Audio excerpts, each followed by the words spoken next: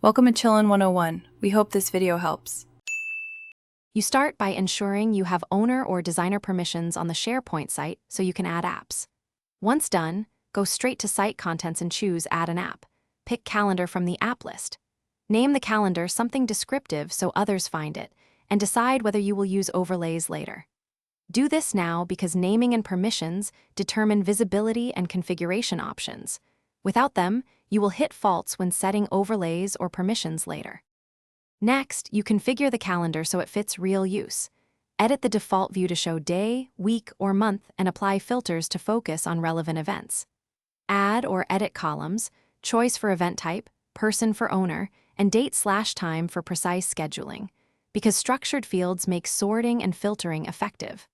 Once configured, enable content types if you need different event templates or allow multiple calendars to overlay. This makes the calendar scalable and keeps event data consistent across teams.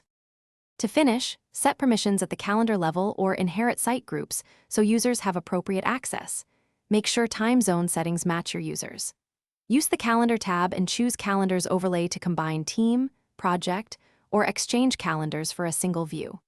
If something goes wrong, start by verifying permissions and the calendar's time zone, then clear browser cache or list view cache and reindex the list if events fail to appear. These steps resolve most issues quickly. Thanks for watching. Consider subscribing if we helped you.